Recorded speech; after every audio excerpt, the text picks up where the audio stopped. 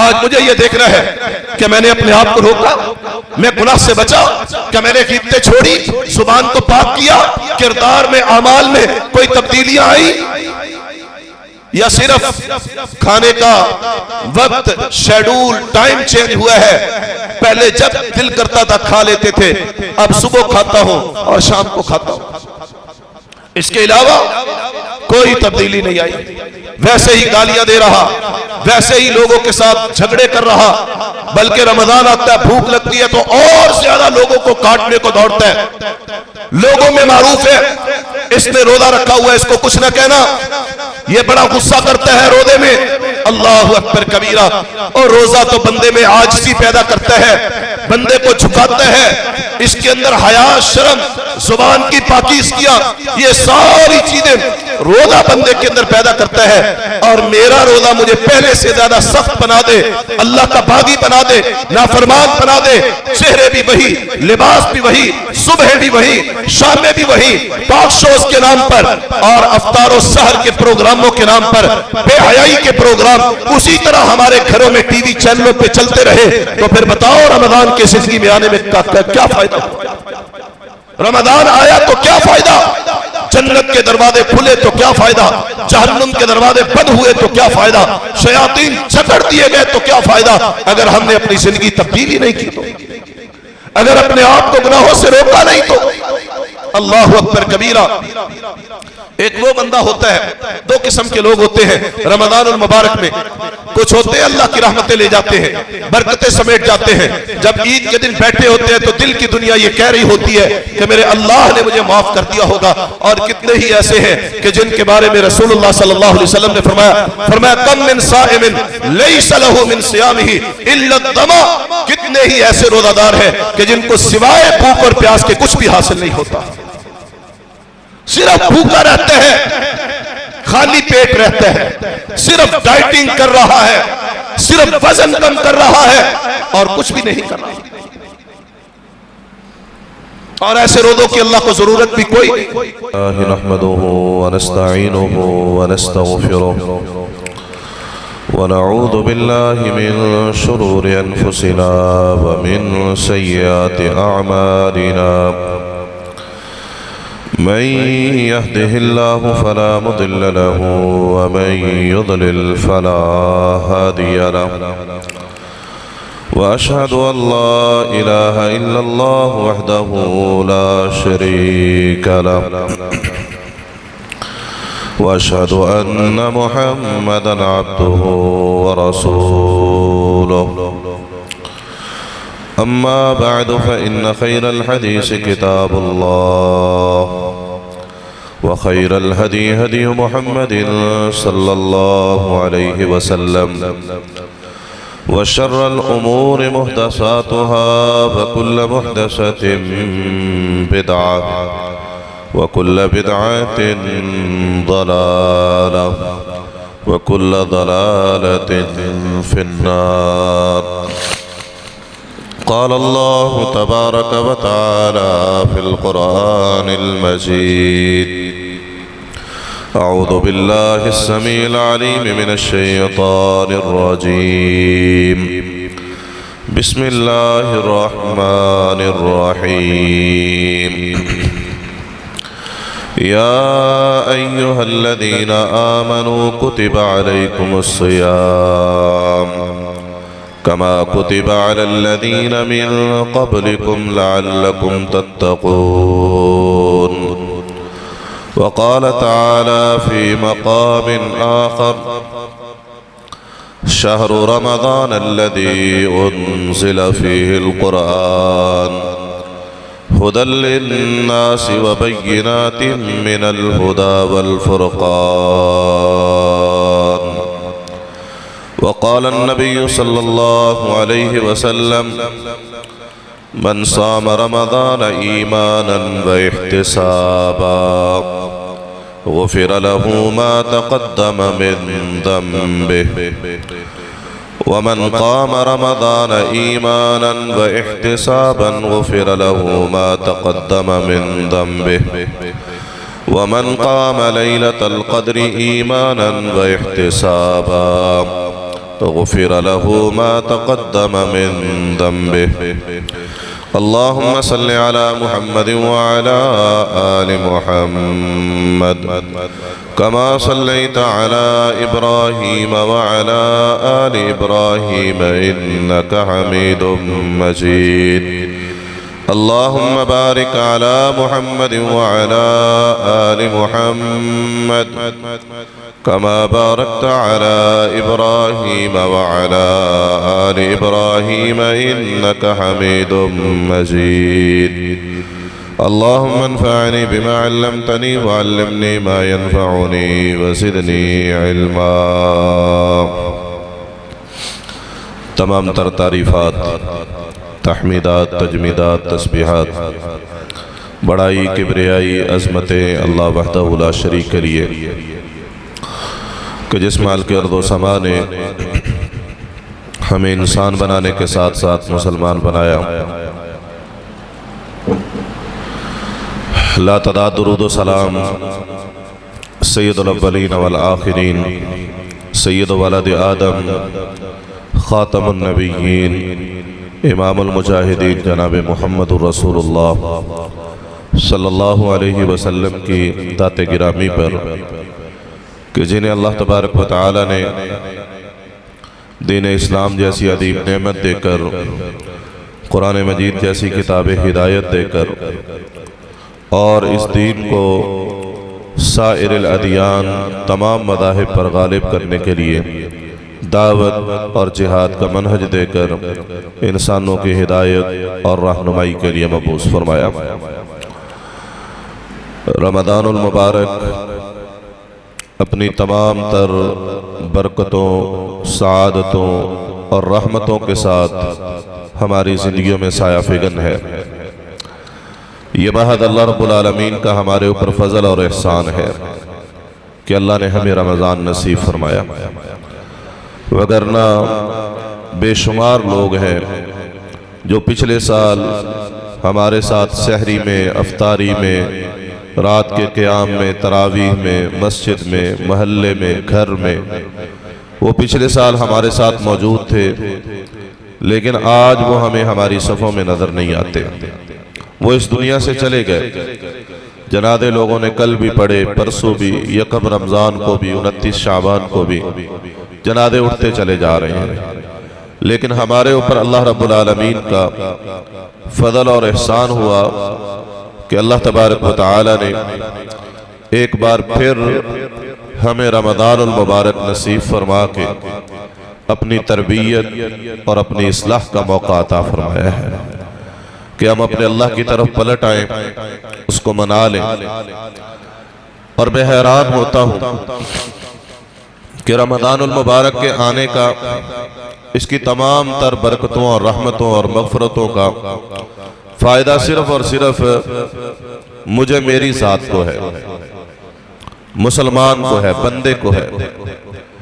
لیکن ہم اس بات کو جانتے ہیں کہ اس رمضان کو برکت والا ہم نے نہیں بنایا، ہمارے رب نے بنایا ہے. اس رمضان میں جنت کے دروازے کھلتے ہیں، جہنم کے دروازے بند ہوتے ہیں، شیاطین جکڑ دیے جاتے ہیں. تو اہتمام یہ ہم نے نہیں کیا بلکہ ہمارے رب نے کیا ہے. اور اللہ رب العالمین وہ ذات ہے کہ جس کے بارے میں رسول اللہ صلی اللہ علیہ وسلم نے فرمایا کہ اگر زمین اور آسمان کی مخلوقات، خشکی اور تری کی تمام تر مخلوقات، اگر وہ ساری مل کے اللہ رب العالمین کا ذکر اور اس کی عبادت کرنے لگ جائیں تو وہ اللہ کی عظمت اور شان میں اضافہ نہیں کر سکتے. اللہ رب العالمین کی جو عظمت، شان قائم اور دائم ہے، اس کی کوئی انتہا نہیں ہے.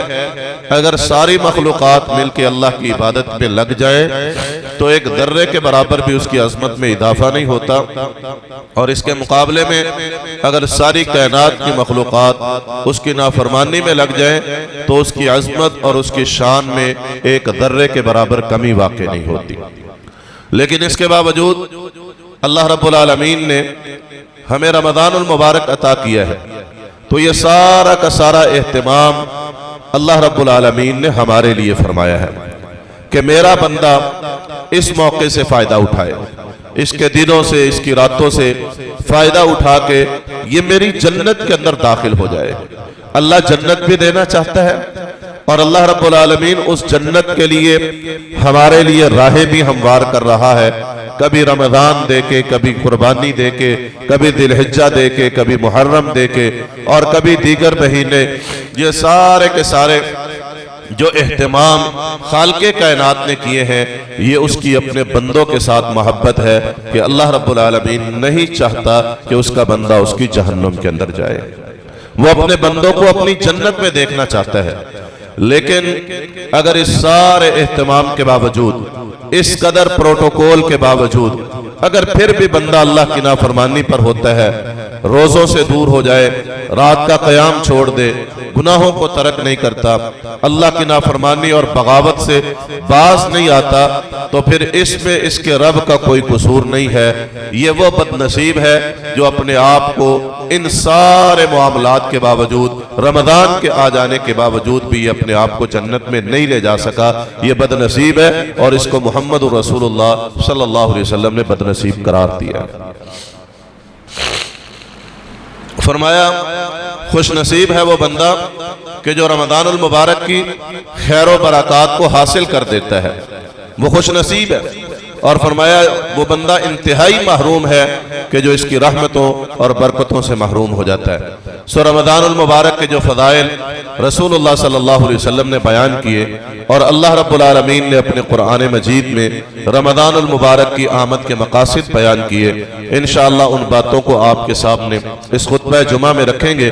خالق کائنات اعلان کر رہے ہیں، فرمایا یا ایھا الذین آمنوا کتب علیکم الصیام کما کتب علی الذین من قبلکم لعلکم تتقون۔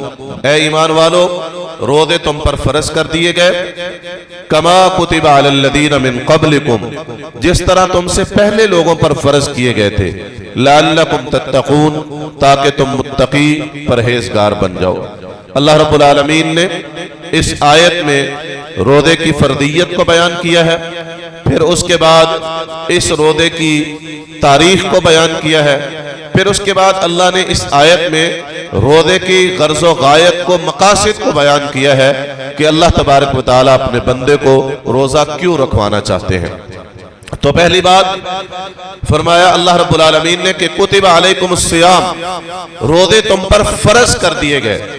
تو اس کا معنی یہ ہے کہ یہ روزہ ان فرائض میں سے ہیں جو اللہ تبارک و تعالیٰ نے اپنے بندوں پر فرض کیے ہیں، اور پھر یہ ارکان اسلام میں سے ایک ہے۔ رسول اللہ صلی اللہ علیہ وسلم سے جب سوال کیا گیا، اللہ کے نبی صلی اللہ علیہ وسلم اسلام کے متعلق بتلائیے، ایمان کے متعلق بتلائیے، احسان کے متعلق بتائیے، قیامت اور اس کی نشانیوں کے بارے میں بتائیے، تو اس میں آپ صلی اللہ علیہ وسلم نے ارکان اسلام میں سے روزے کو بیان کیا ہے۔ فرمایا رسول اللہ صلی اللہ علیہ وسلم نے، سیدنا عمر رضی اللہ عنہ حدیث کے راوی ہیں، فرماتے ہیں ہم اللہ کے نبی صلی اللہ علیہ وسلم کے پاس بیٹھے تھے، ایک شخص آیا، صحیح بخاری میں ہے، وہ آیا اور اللہ کے نبی صلی اللہ علیہ وسلم کے ساتھ بیٹھا، اور آپ کے گھٹنے کے ساتھ گھٹنا ملا کے بیٹھا، اور بیٹھنے کے بعد وہ سوال کرنے لگا۔ سیدنا عمر رضی اللہ عنہ فرماتے ہیں کہ نہ یہ بندہ مسافر لگتا تھا، نہ ہمارے علاقے کا لگتا تھا۔ اگر یہ مسافر ہوتا تو سفر کے آثار اس پر نظر آتے، اور اگر یہ ہمارے علاقے کا ہوتا تو ہم اس کو پہچانتے ہوتے۔ ہم میں سے اس کو کوئی جانتا بھی نہیں تھا، اور وہ اپنے حالات سے، اپنی شکل و شباہت سے اور اپنے انداز سے مسافر بھی نہیں لگتا تھا۔ فَإِذَا هُوَ يَسْأَلُ، وہ اللہ کے پیغمبر صلی اللہ علیہ وسلم سے سوال کرنے لگا۔ سوال کیا کرتا ہے؟ پہلا سوال کرتا ہے مل ایمان، اللہ کے نبی صلی اللہ علیہ وسلم یہ بتائیے ایمان کس کو کہا جاتا ہے؟ آپ نے فرمایا تو اس بات پر ایمان لائے، اس بات کا یقین کر لے کہ اللہ کے علاوہ کوئی عبادت کے لائق نہیں۔ اللہ پر ایمان لائے، پھر اس کے بعد فرشتوں پر ایمان لائے، اس کے رسولوں پر ایمان لائے، کتابوں پر ایمان لائے، تقدیر پر ایمان لائے، اور آخرت کے دن اٹھائے جانے پر ایمان لائے۔ یہ آپ صلی اللہ علیہ وسلم نے ایمان کی تعریف فرمائی تو کہنے لگا صدقتا۔ صحابہ کرام فرماتے ہیں ہماری حیرت میں اور اضافہ ہو گیا کہ اگر یہ جانتا ہے تو سوال کیوں کرتا ہے، اور اگر یہ نہیں جانتا تو تصدیق کیسے کرتا ہے؟ تصدیق تو وہی کر سکتا ہے نا جو جانتا ہے کہ بات جو آپ نے جواب دیا ہے وہ بالکل درست ہے، وہی بندہ اس کی تصدیق کر سکتا ہے۔ کہتے ہیں ہم خاموش رہے۔ اس نے دوسرا سوال کیا مل اسلام، اللہ کے پیغمبر یہ بتائیے اسلام کس کو کہا جاتا ہے؟ فرمایا تو اس بات کی گواہی دے کہ اللہ کے علاوہ کوئی عبادت کے لائق نہیں، محمد صلی اللہ علیہ وسلم اللہ کے رسول ہیں، 5 وقت کی نماز کو قائم کرے، زکوٰۃ کو ادا کرے، اور رمضان المبارک کے روزے رکھے، اور اگر اللہ استطاعت دے تو بیت اللہ کا حج کرے، یہ اسلام ہے۔ وہ کہتا ہے صدقتا، آپ نے سچ فرمایا۔ پھر تیسرا سوال کرتا ہے، کہتا ہے مل احسان، اللہ کے پیغمبر احسان کس کو کہا جاتا ہے؟ آپ نے فرمایا ان تعبد اللہ کأنک تراہ فإن لم تکن تراہ فإنہ یراک، تو اس انداز سے اپنے رب کی عبادت کرے گویا تو اس کو دیکھ رہا ہے، اور اگر تو اس کو نہیں دیکھ رہا تو کم از کم اتنا یقین تو ہونا چاہیے کہ وہ تجھے دیکھ رہا ہے۔ آپ صلی اللہ علیہ وسلم نے جب یہ جواب دیا تو کہتے ہیں صدقتا، آپ نے سچ فرمایا۔ پھر اگلا سوال، چوتھا سوال کرتا ہے متی الساعہ، اللہ کے پیغمبر قیامت کب قائم ہوگی؟ آپ نے فرمایا مل مسئول عنہا بأعلم من السائل، جتنا سوال کرنے والے کو پتہ ہے اتنا ہی مجھے پتہ ہے۔ معنی یہ ہے کہ نہ تجھے قیامت کا پتہ ہے نہ مجھے قیامت کا پتہ ہے، قیامت کب قائم ہوگی اس کا علم اللہ کے پاس ہے، ہمارے پاس نہیں ہے۔ تو اس نے کہا اللہ کے نبی صلی اللہ علیہ وسلم پھر آپ قیامت کی نشانیاں بیان کیجئے۔ آپ نے قیامت کی نشانیاں بتائیں کہ چرواہے سردار بن جائیں گے، بڑی بڑی بلڈنگیں ہوں گی، اور تلد الامۃ ربتہا، اور لونڈیاں اپنی مالکن کو جنم دیں گی۔ اللہ کے نبی صلی اللہ علیہ وسلم نے قیامت کی علامات اور نشانیاں بیان کر دی۔ اس نے کہا صدقتا، آپ نے سچ فرمایا، اور یہ بات کہہ کر کے چلا گیا۔ رسول اللہ صلی اللہ علیہ وسلم صحابہ کرام سے پوچھتے ہیں کہ جانتے ہو یہ بندہ کون تھا؟ یہ بندہ جو مجھ سے سوال کر رہا تھا اس کے بارے میں جانتے ہو؟ صحابہ کرام فرماتے ہیں اللہ و رسولہ اعلم، اللہ اور اس کا رسول بہتر جانتے ہیں کہ یہ کون تھا۔ فرمایا ھذا جبریل آتاکم یعلمکم دینکم، یہ جبریل علیہ السلام تھے جو تمہیں تمہارا دین سکھانے کے لیے آئے تھے، جو تمہیں دین سکھا رہے تھے۔ اللہ اکبر کبیرہ۔ اس میں ایک بات تو میں جو آپ کے سامنے بیان کرنا چاہتا ہوں وہ یہ ہے کہ روزہ ارکان اسلام میں سے ہے، جو اللہ رب العالمین نے اسلام کے ارکان اور ستون کہ جس پر اسلام کی بلڈنگ کھڑی ہوئی ہے اس میں سے ایک روزہ ہے۔ ایک تو یہ بات بیان کرنا مقصود ہے، اور دوسری بات اس سے ثابت یہ ہوتی ہے کہ سوال یہ ہے کہ اگر جبریل علیہ السلام اللہ کے پیغمبر صلی اللہ علیہ وسلم کے پاس آئے ہیں اور صحابہ کرام کے سامنے انسانی شکل میں تشریف فرما ہے، اور آپ صلی اللہ علیہ وسلم یہ بات ارشاد فرما رہے ہیں کہ یہ تمہیں تمہارا دین سکھلانے کے لیے آئے ہیں، تو پھر جبریل علیہ السلام نے جب لوگوں کو ان کا دین سکھلانا تھا تو پھر انہوں نے ڈائریکٹ لوگوں سے بات کیوں نہیں کی؟ انہوں نے محمد رسول اللہ صلی اللہ علیہ وسلم سے سوال کیوں کیے، اور پھر اس کے بعد آپ کے جواب پر تصدیق کیوں کی؟ اس کی وجہ کیا ہے؟ سوچنے کی بات ہے نا کہ اللہ کے نبی صلی اللہ علیہ وسلم فرما رہے ہیں کہ یہ جبریل تمہیں تمہارا دین سکھانے کے لیے آئے تھے، تو پھر سامنے بیٹھے ہیں اور اللہ کے نبی صلی اللہ علیہ وسلم بھی موجود ہیں، تو پھر انہوں نے کیوں یہ ساری باتیں از خود بیان نہیں کر دی؟ اس کا معنی یہ ہے، اس سے بات سمجھ یہ آتی ہے، اس سے بات سمجھ یہ آتی ہے کہ جبریل علیہ السلام کا بھی یہ عقیدہ ہے کہ اگر انسانوں کو، مسلمانوں کو ان کا دین سکھلانا ہے تو دین وہی بات بنے گی جو محمد رسول اللہ صلی اللہ علیہ وسلم کی زبان سے نکلے گی۔ معنی یہ ہے کہ اگر بات پر محمد رسول اللہ صلی اللہ علیہ وسلم کی مہر نہیں ہے تو جبریل علیہ السلام کی بات اللہ کا دین نہیں ہو سکتی۔ جبریل کا یہ عقیدہ ہے کہ میری بات بھی دین تب بنے گی جب اس پر مہر محمد رسولullah صلی اللہ علیہ وسلم کی ہوگی. لہذا اس بات کو سمجھنا چاہیے، دین عقائد میں، عبادت میں، احکام میں، معاملات میں دین وہی ہوگا جس کو محمد رسولullah صلی اللہ علیہ وسلم نے یا اللہ کے قرآن کی صورت میں بیان کر دیا یا پھر حدیث رسول کی صورت میں بیان کر دیا. اس کے علاوہ تیسری کوئی چیز اللہ کا دین نہیں بن سکتی. سو میں عرض کر رہا تھا کہ اللہ تبارک و تعالیٰ نے رمضان المبارک کے روزوں کو فرض کیا، اور اللہ فرماتے ہیں کتب علیکم الصیام، ہم نے روزے تم پر فرض کیے. یہ روزے تم پر فرض کر دیے گئے ہیں.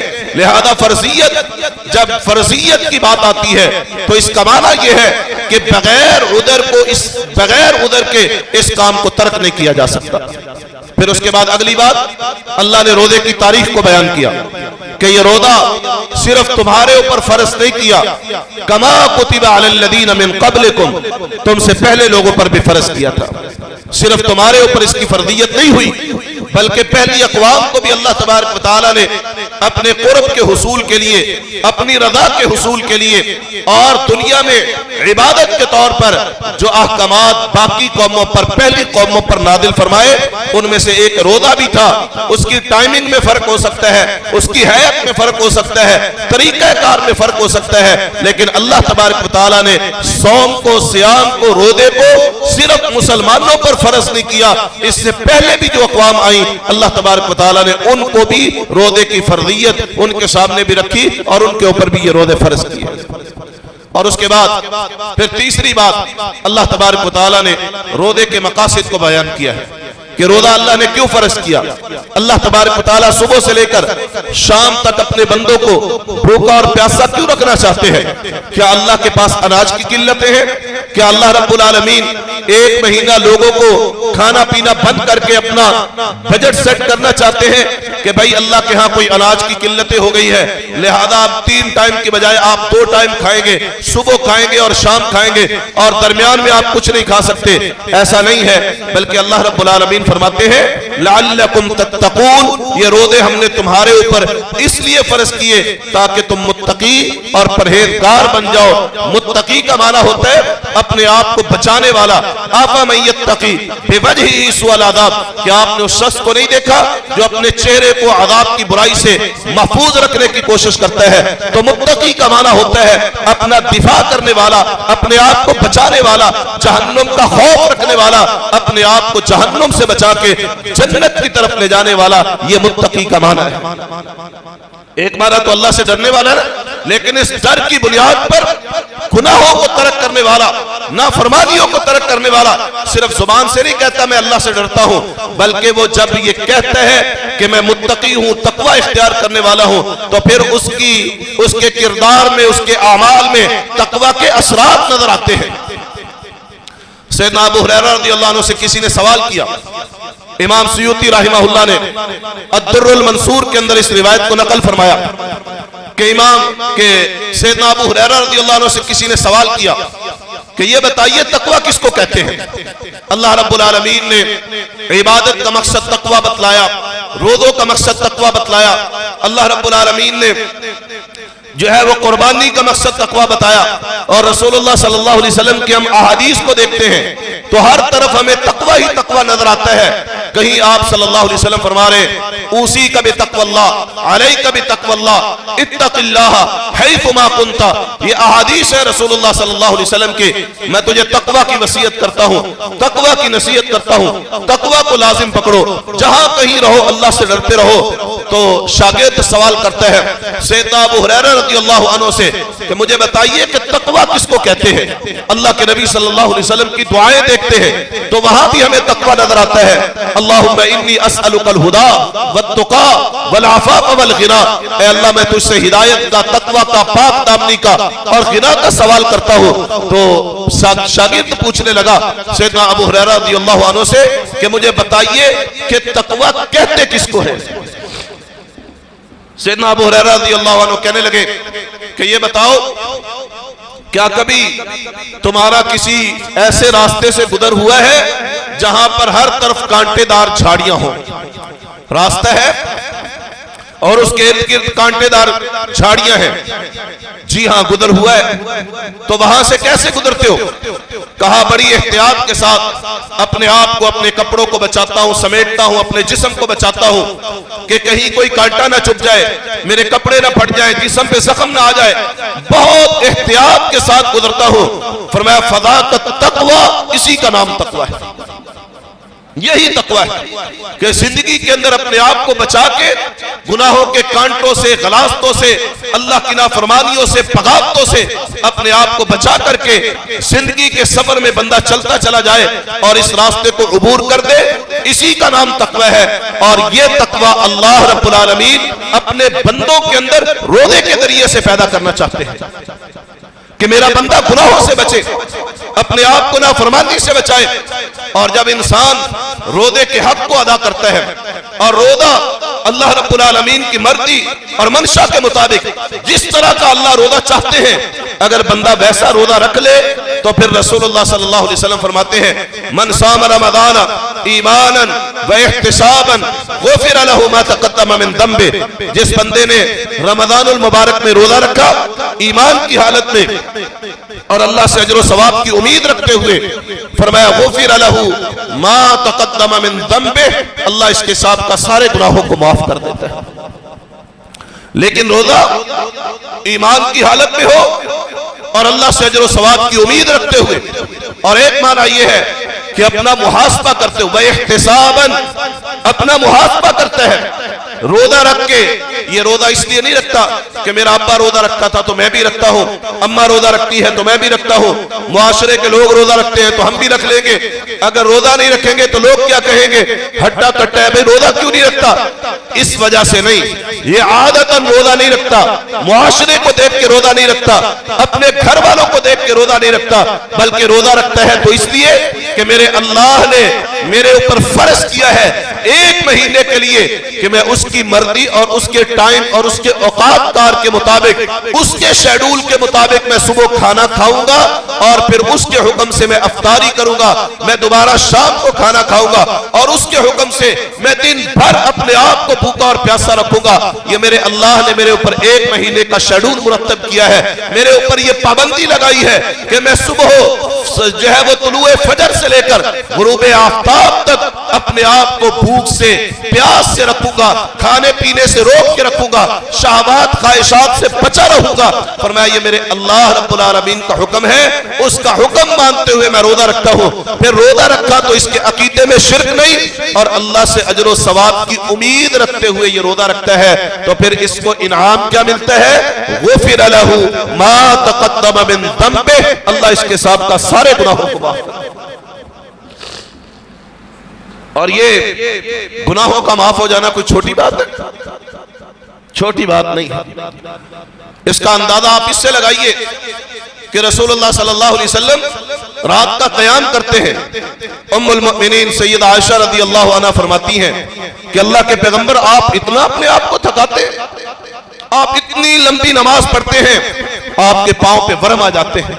کتنی لمبی نماز تھی میرے اور آپ کے نبی صلی اللہ علیہ وسلم کی کہ عبداللہ بن عباس رضی اللہ عنہ فرماتے ہیں میں ایک دن اللہ کے نبی صلی اللہ علیہ وسلم کے پاس گیا، رات کا قیام کیا تو میں آپ کے ساتھ کھڑا ہوا تو میں سیدھی سائیڈ پہ، میں الٹی سائیڈ پہ اپنے نبی صلی اللہ علیہ وسلم کے ساتھ جا کے کھڑا ہو گیا. آپ نے نماز میں مجھے پکڑا اور مجھے اپنے سیدھی سائیڈ پہ کھڑا کیا اور آپ صلی اللہ علیہ وسلم نے قیام کا آغاز کیا.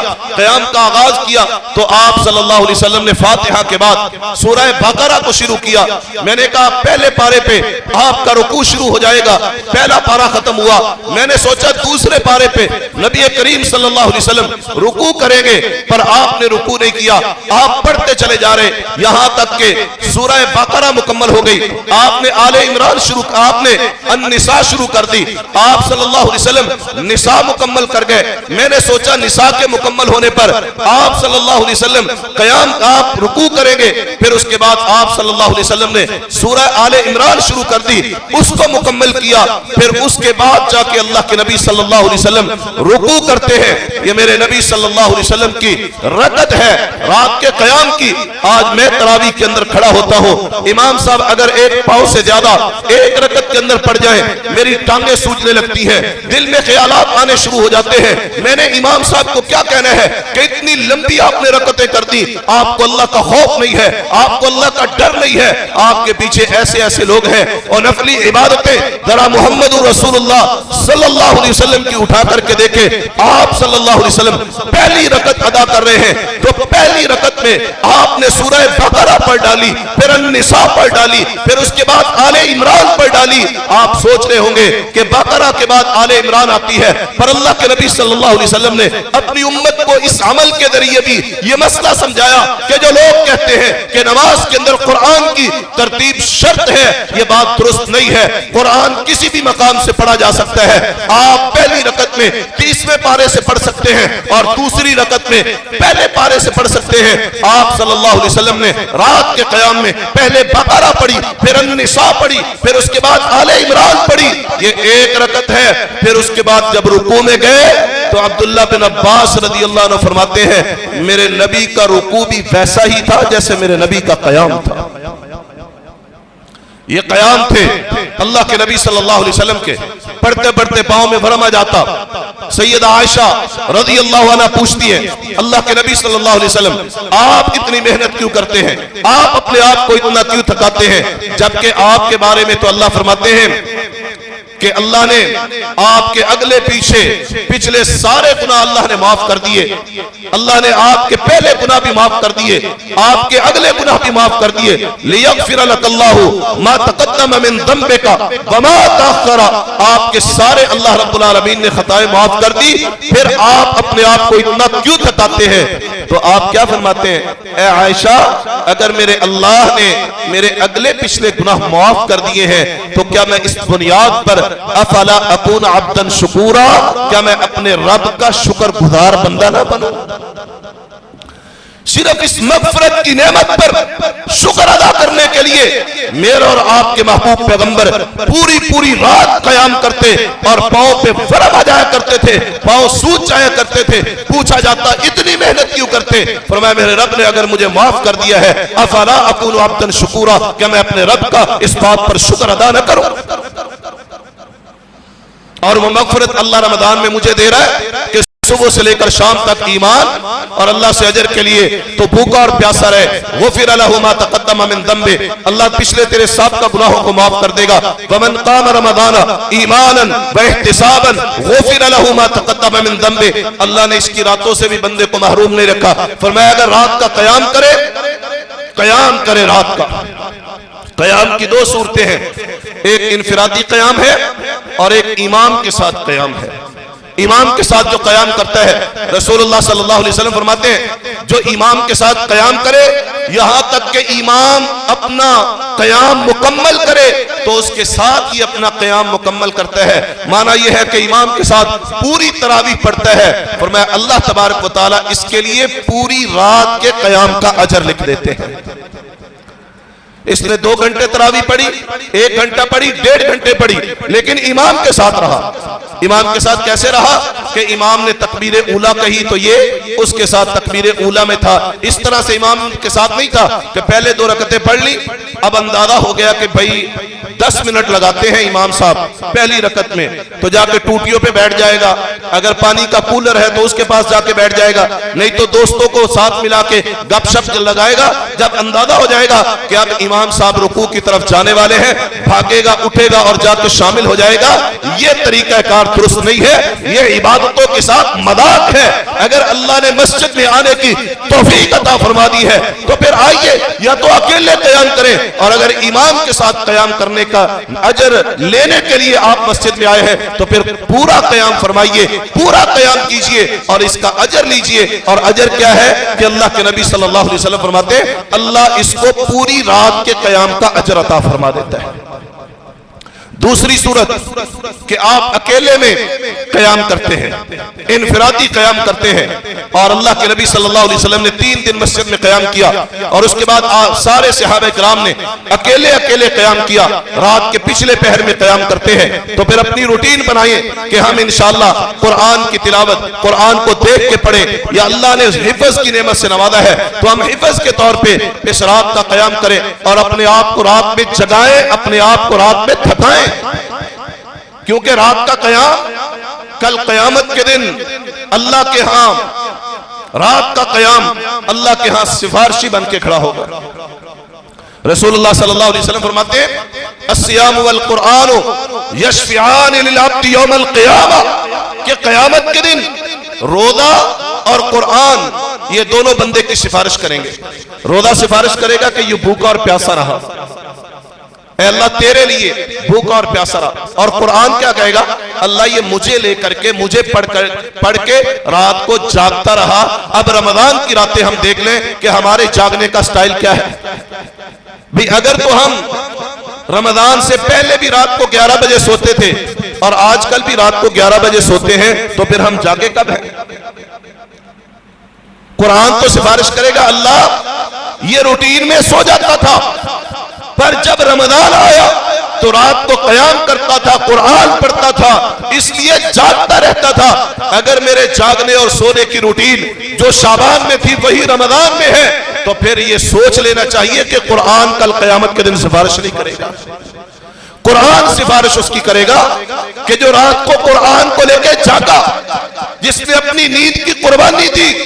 اگر پہلے بھی موبائل پر لگے 12 بج جاتے تھے اور آج کل بھی وہی روٹین ہے اور ہم قرآن نہیں پڑھتے، قیام نہیں کرتے، تو پھر سمجھ لینا چاہیے کہ کم ہم اپنی سفارش کے حق سے محروم ہوتے چلے جا رہے ہیں۔ لہذا اگر قرآن کی سفارش چاہیے تو پھر من قام رمضان کا مطلب یہ ہے کہ اپنے آپ کو رات میں جگانا، تھکانا، کھڑے ہو کے قیام میں اللہ کے قرآن کو پڑھنا۔ جو بندہ یہ کر لیتا ہے، اللہ کے نبی صلی اللہ علیہ وسلم فرماتے ہیں غفر لہ ما تقدم من ذنبہ، اللہ اس کے سابقہ سارے گناہوں کو معاف کر دیتا ہے۔ پھر تیسری حدیث رسول اللہ صلی اللہ علیہ وسلم کی، فرمایا اس رمضان میں آخری عشرہ ہے، اور اس عشرے کے اندر ایک رات ہے جس کو لیلۃ القدر کہا جاتا ہے۔ انا انزلناہ فی لیلۃ القدر وما ادراک ما لیلۃ القدر لیلۃ القدر خیر من الف شہر۔ فرمایا اللہ نے اس قرآن کو لیلۃ القدر میں قدر والی رات میں نازل کیا۔ آپ کو نہیں پتا کہ قدر والی رات کیا ہے؟ فرمایا لیلۃ القدر خیر من الف شہر، یہ 1000 مہینوں سے بہتر رات ہے۔ جو اس رات کو پا لیتا ہے اور قیام کر لیتا ہے، اللہ کے محبوب پیغمبر جناب محمد رسول اللہ صلی اللہ علیہ وسلم فرماتے ہیں اللہ اس کے سابقہ سارے گناہوں کو معاف کر دیتا ہے۔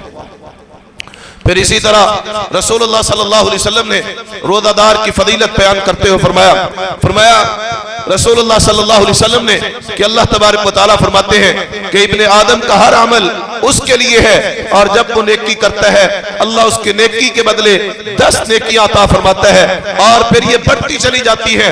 فرمایا اس کے بعد اللہ کے نبی صلی اللہ علیہ وسلم فرماتے ہیں کہ اللہ تبارک و تعالیٰ فرماتے ہیں وَالصَّوْمُ لِي وَأَنَا أَجْزِي بِهِ، روزہ میرے لیے ہے اور اس کی جزا بھی میں ہی دوں گا۔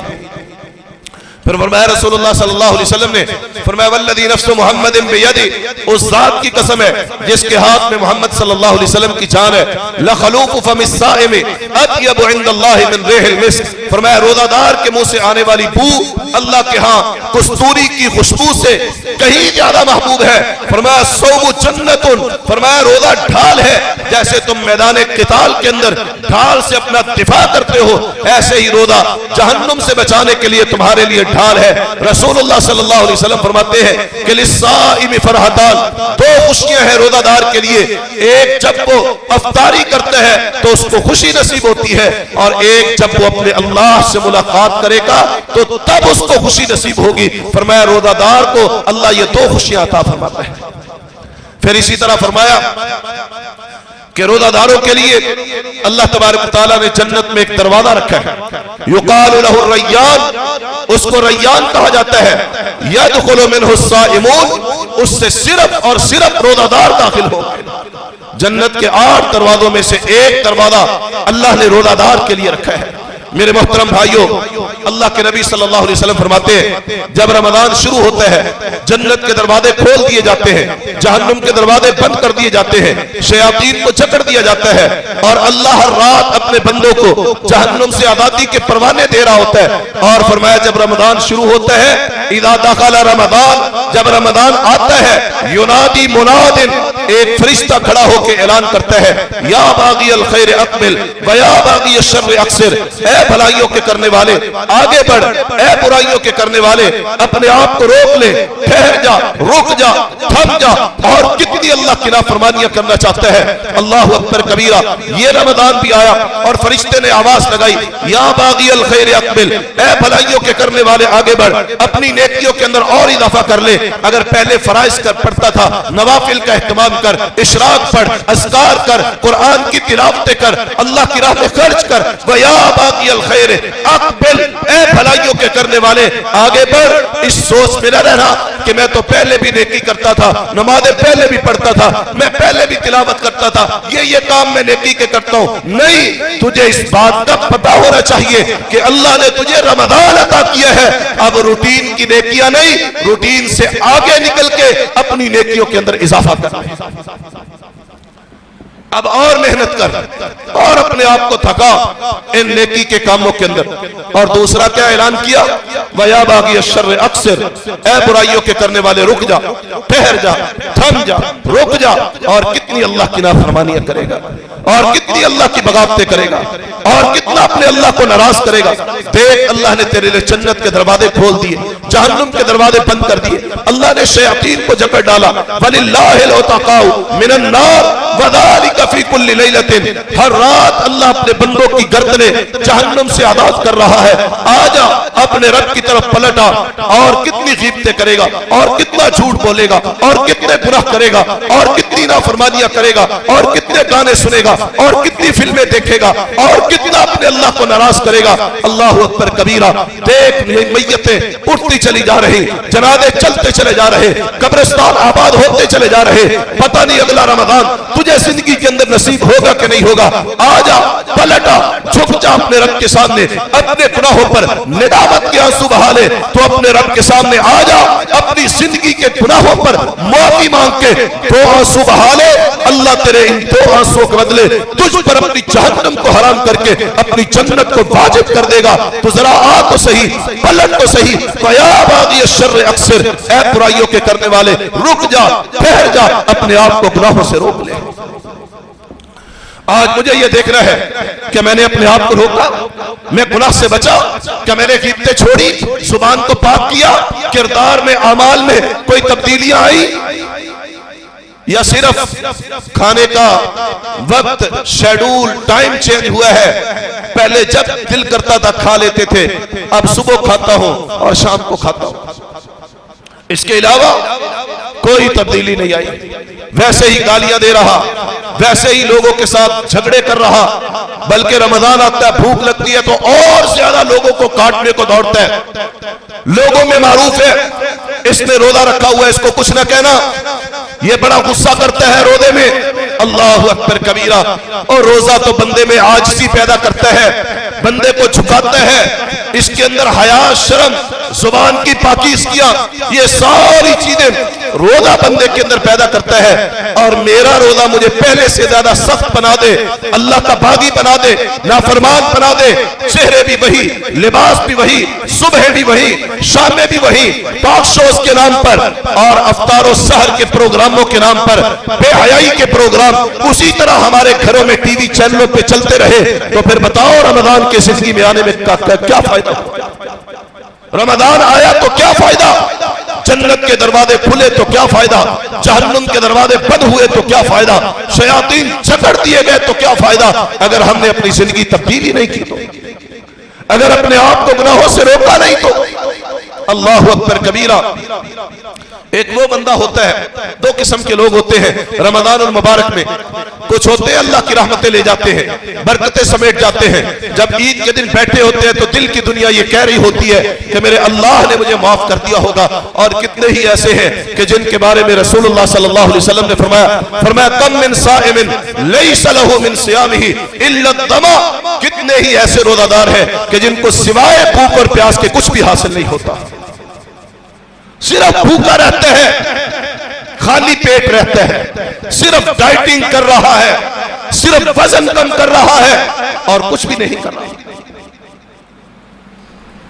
اور ایسے روزوں کی اللہ کو ضرورت بھی کوئی نہیں۔ فرمایا من لم یدع قول الزور ولا عمل به فلیس للہ حاجۃ ان یدع طعامہ وشرابہ۔ فرمایا جو بندہ روزہ رکھ کے جھوٹ نہ چھوڑے اور جھوٹی بات پر عمل کرنا نہ چھوڑے۔ امام ابن قیم رحمہ اللہ نے جھوٹی بات پر عمل کرنے کا معنی یہ بیان کیا زاد المعاد میں کہ اس کا معنی یہ ہے کہ شیطان جو بھی بات بندے کو کہتا ہے اور انسان کرتا ہے وہ جھوٹی بات پر عمل کرنا ہے۔ شیطان بندے کو سچ پر عمل نہیں کرواتا، جھوٹ پہ عمل کرواتا۔ گناہ جھوٹ ہے، نیکی سچ ہے، وہ جھوٹ کی طرف انسان کو لے کے جاتا ہے۔ اللہ اکبر کبیرہ۔ فرمایا جو بندہ جھوٹ نہ چھوڑے اور جھوٹی بات پر عمل کرنا نہ چھوڑے، اللہ کے پیغمبر صلی اللہ علیہ وسلم فرماتے ہیں کہ اللہ رب العالمین فرماتے ہیں من لم یدع قول الزور والعمل به فلیس للہ حاجۃ ان یدع طعامہ وشرابہ۔ پھر اللہ کو کوئی ضرورت نہیں ہے کہ یہ اپنا کھانا پینا چھوڑ دے۔ اللہ کے ہاں روٹی کی کمی نہیں، اللہ تو تمہارے اندر تقوی پیدا کرنا چاہتا ہے، زبان کی پاکیزگی، کردار کی پاکیزگی، عبادتوں میں پختگی، اللہ کے ساتھ تعلق کی مضبوطی، گناہوں کی معافی، یہ رمضان المبارک انسان کے اندر پیدا کرنا چاہتا ہے۔ سو میرے محترم بھائیوں، اگر رمضان کے آنے پر یہ تبدیلی زندگی کے اندر واقع نہیں ہوتی، میں اپنی تربیت نہیں کرتا، اصلاح نہیں کرتا، اپنے رب کو مناتا نہیں ہوں، تو ایک طرف تو وہ ہے جو مغفرتیں لے کے اپنے رب کے رضوان پا گیا، اللہ کی رضا حاصل کر گیا، جنتیں حاصل کر گیا، اور دوسرا وہ ہے جو رمضان کے آنے کے باوجود اپنی زندگی میں تبدیلی نہیں لاتا، تو پھر یہ اللہ کے نبی صلی اللہ علیہ وسلم کی اور جبریل کی بد دعا کا مستحق ٹھہر کر کے اپنے آپ کو بدنصیب بنا لیتا ہے، ہلاکتوں میں ڈال لیتا ہے۔ رسول اللہ صلی اللہ علیہ وسلم کی وہ حدیث جو ہم ہر رمضان میں سنتے ہیں، فرمایا جبریل علیہ السلام آپ صلی اللہ علیہ وسلم ممبر پہ قدم رکھ رہے تھے اور جبریل بد دعا کر رہے تھے، اور آپ فرماتے مجھے کہا گیا کہ اس پر آمین کہو، سو میں نے آمین کہا۔ جبریل امین بد دعا کر رہے، اور بد دعا کیا؟ جس کی زندگی میں رمضان آیا اور اس نے اپنے رب سے اپنے گناہوں کی معافی نہیں مانگی۔ آج کون سا روزہ ہے؟ چھٹا روزہ، 6 روزے ہم نے گزار دیے، آگے یا 23 ہیں یا 24 ہیں۔ ہم میں سے کس کو اس بات کا یقین ہے کہ یہ ہم پورے کر لیں گے؟ کسی کو یقین ہے تو ہاتھ کھڑا کرے کہ مجھے یقین ہے کہ میں نے عید پڑھنی ہی پڑھنی ہے یقین؟ کل کے روزے کا کسی کو یقین ہو، آج کی افطاری کا کسی کو یقین ہو، پر ان 6 روزے میں آج سوچوں کہ جب رمضان آتے ہیں تو ایمان زیادہ تازہ ہوتا ہے، بندے کے اندر خوف کی کیفیت طاری ہوتی ہے، نیکی کا شوق ہوتا ہے، پر ان 6 روزوں میں کیا ہم نے اپنے رب سے اپنے گناہوں کی معافی مانگی ہے؟ آنسو بہائے ہیں، رات کو روئے ہیں، کہیں اکیلے بیٹھ کے تنہائی میں اپنے اللہ کو منانے کی کوشش کی ہے؟ اگر ابتدا میں یہ حال ہے تو آگے چل کے کیا بنے گا؟ معنی یہ ہے کہ رمضان کے آنے پر ہم نے اس کو صرف روٹین کا لیا۔ ہمارے اسلاف 6 مہینے دعا کرتے تھے اللہ ہمیں رمضان نصیب فرما دے، اور 6 مہینے دعا کرتے تھے اللہ رمضان ہم سے قبول کر لے۔ ہم میں سے ہمارے بھائی کتنے بیچارے ہیں جن کی ابھی عبادت کی کوئی روٹین ہی نہیں بنی، تراویح کی روٹین نہیں بنی، کیا کرنا ہے، اشراق کی، تلاوت کی، اذکار کی کوئی روٹین نہیں، بس روزہ اس کو سمجھا جاتا ہے کہ افطاری کر لو، سحری کر لو، اس کے اندر یہ میں نہیں ہونا چاہیے، آج سحری میں کیا ہوگا، افطاری میں کیا ہوگا، کون سی چیز کھاؤں گا تو بھوک کم لگے گی، روزہ آسانی سے گزر جائے گا، بس اسی پلاننگ کے اندر پورا رمضان، اور رمضان کے قریب جا کے عید کی تیاریوں میں۔ اور بھائیوں، اگر ہم نے اپنے اللہ سے معافی نہیں مانگی، تکبیر اولیٰ کا اہتمام نہیں ہوا، نمازیں میری درست نہیں ہوئی، اللہ کا ڈر تقوی پیدا نہیں ہوا، چہرے پہ داڑیاں نہیں آئیں، لباس سنت کے مطابق نہیں ہوا، گھر کے اندر بے حیائی کے پروگرام بند نہیں ہوئے، ہم نے اپنی زندگی کے اندر تبدیلی نہیں لائی، تو پھر سوائے بھوک اور پیاس کے کچھ بھی حاصل ہونے والا نہیں ہے۔ آئیے ہم ایسا رمضان گزارے جو رمضان اللہ کی رحمت، مغفرت اور بخشش کا ذریعہ۔ تو ایک طرف یہ رمضان اور اس کے فضائل، اور دوسری طرف آئے کہ مجھے یہ دیکھنا ہوگا کہ ایک میرا رمضان ہے اور ایک محمد رسول اللہ صلی اللہ علیہ وسلم کا رمضان ہے۔ میرا رمضان کیسا ہے اور آپ کا رمضان کیسا ہے؟ میرے رمضان میں عبادتوں کی صورتحال کیا ہے اور میرے نبی صلی اللہ علیہ وسلم کے رمضان میں کیا تھا؟ آپ صلی اللہ علیہ وسلم کے رمضان گزرے تو کیسے، سحریاں کیسے تھی، افطاریاں کیسے تھی، دن کیسے تھے، راتوں کا قیام کیسے تھا، پھر آپ نے رمضان المبارک کے اندر کیا کیا کام کیے؟ اگر ہم اپنے نبی صلی اللہ علیہ وسلم کی سنت و سیرت کو اٹھا کے دیکھتے ہیں تو آپ صلی اللہ علیہ وسلم نے جو رمضان ہمیں نصیب فرمایا، جو رمضان ہمیں عطا کیا، جو رمضان ہمیں دے کے گئے، جو رمضان میں اعمال کر کے اپنی امت کو دکھا کے گئے، واللہ 80% آج وہ اعمال ہمارے روزہ داروں کے اندر نظر نہیں آتے۔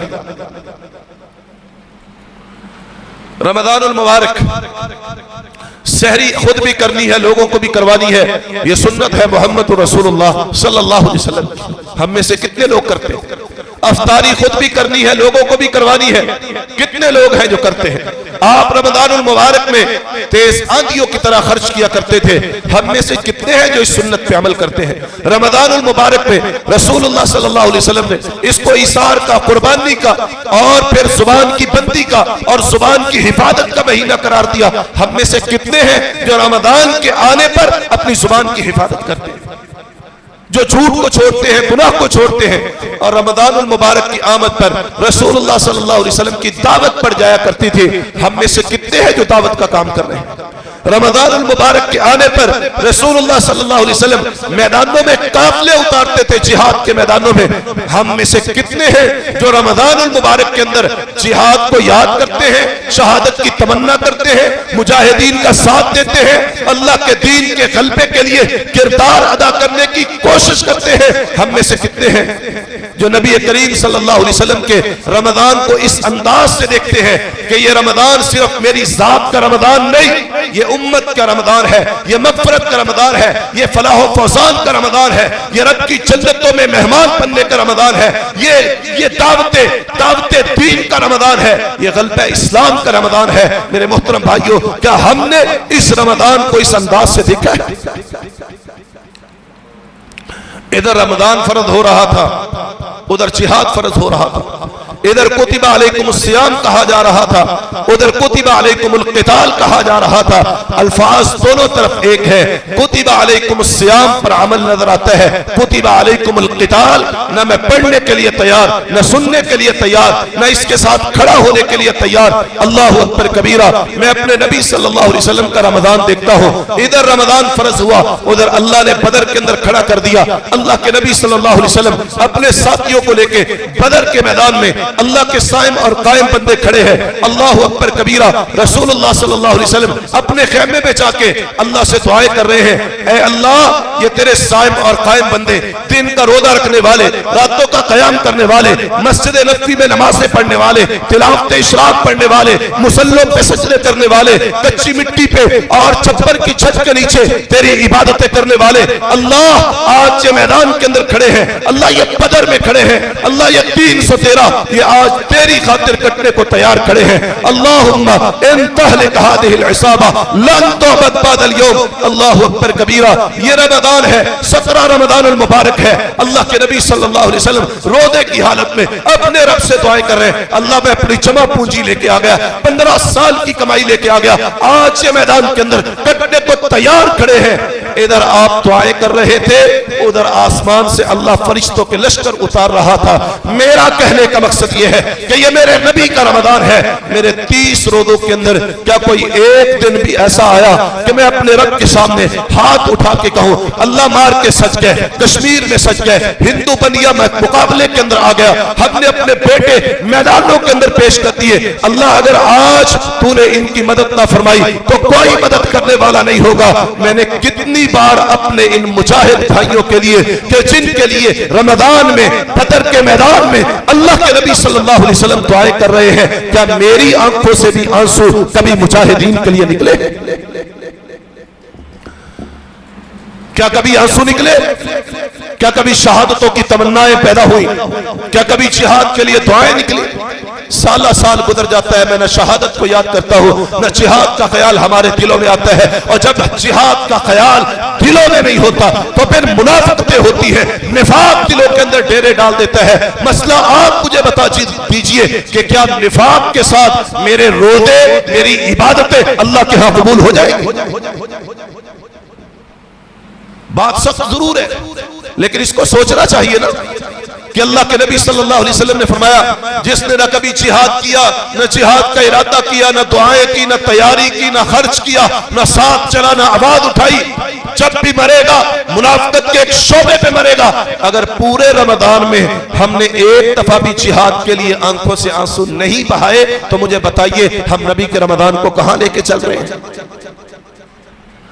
अल्लाह के नबी तो 10,000 का लश्कर लेके रमजान में मक्का पे चढ़ाई कर दे और मैं कहूं नहीं, इबादतें भी सारी होंगी, तरावी भी होंगी, क़ियामुल लैल भी होगा, तिलावत भी होगी, पर मुजाहिदो रमजान में आके आपने हमें तंग नहीं करना। और भाइयों ये तंग क्यों करते हैं? ये एक ही बात कहते हैं कि आइए अपनी ज़ातों के खौल से बाहर निकल के इस रमजान को उम्मत का रमजान बनाए, लोगों को सहरियां अफ्तारियां करवाए, हम लोगों की मदद करें, गरीबों तक राशन को पहुंचाए। ये सारा काम करने के साथ साथ अल्लाह के उन बंदों को भी याद करें कि जिन्होंने इस उम्मत के मुस्तकबिल पर अपनी जानों को कुर्बान करने के अज़म लेके आज वो मैदानों में, चट्टानों में, आप बर्फ पोश वादियों में, आज पहाड़ों को अपना मस्कन बना के आज मैदानों के अंदर वो मुकाबला कर रहे हैं, आज उम्मत के मुस्तकबिल पर अपनी जवानियां कुर्बान कर रहे हैं। मैंने उनके रोजे के लिए क्या फिक्र की है? हमारा रोजा हमारे गुनाह माफ करता है और मुजाहिद का रोजा उसके चेहरे को 70,000 साल की मुसाफत जहन्नुम से दूर कर देता है। ये फी सबीलिल्लाह रोजा है। उन रोजों के लिए सहरियां और अफ्तारी, उनके लिए दुआएं, उनके लिए क़याम में, उनके लिए कुनूतों में, उनके लिए अल्लाह रब्बुल आलमीन के सामने गिड़गिड़ाने में हम अपनी दुआएं करें और इसके अंदर अपना हिस्सा डालें। सो मेरे मोहतरम भाइयों, आइए रमजान को अपनी तरबियत, अपनी इस्लाह और अल्लाह के दीन की दावत और लोगों की खिदमत और उसके साथ गलबा इस्लाम के लिए अल्लाह के नबी सल्लल्लाहु अलैहि वसल्लम के सुन्नतों के मुताबिक इस रमजान को लेकर के चले। अल्लाह के नबी सल्लल्लाहु अलैहि वसल्लम बदर में गए हैं तो रमजानुल मुबारक, आप फतेह मक्का के लिए गए हैं तो रमजानुल मुबारक, और अपनी उम्मत को यह बात समझाई और बतलाई है कि सिर्फ मस्जिदों तक, मुसल्लों तक, इबादतों तक, सजदों तक, रुकू तक, क़याम तक महदूद न हो जाना। ये रमजान जहां अल्लाह से दुआएं करने का महीना, यहाँ मग़फ़िरत का महीना, गुफ़रान का महीना, जहां पर तिलावत कुरान का महीना है, वहां पर यह रमजान जिहाद फी सबीलिल्लाह और अल्लाह के दीन के गलबे, इस्लाम के गलबे, दीन इस्लाम के गलबे का महीना है। इसके लिए भी तुम्हें अपना किरदार अदा करना है, इसके लिए कोशिश करनी है।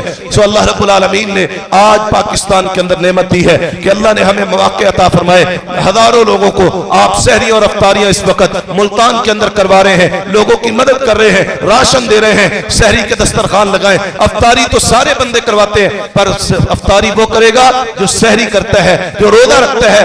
आज हमारे मुआशरे में बड़ी तादाद है जो आज रोजा नहीं रखते। सहरियां लोगों को खिला के रोजे की दावत को आम करें।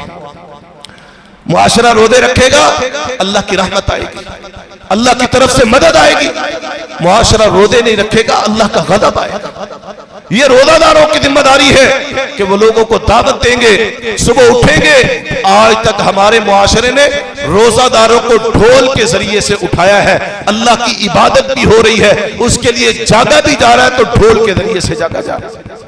ढोल वाला आता है, सहरी से पहले जगाता है, वो खुद रोजा रखे या ना रखे, आपको रोजे के लिए जगाता है। ये काम एक रोजादार को, बंदा मोमिन को, मुस्लिम को करना चाहिए कि वो अफ्तारी का खाना बनाए, किसी के घर में जाए, कुंडी खड़काए, सलाम कहे, उसको दावत दे, मैं आपके लिए सहरी लेके आया हूं, आप रोजा रखिए। अल्लाहु अकबर कबीरा। जब मुआशरे के लोग इस काम पे लग जाएंगे तो अल्लाह की रहमतें और बरकतें नाज़िल होना शुरू हो जाएंगी। तो क्या ये काम करेंगे इंशाअल्लाह?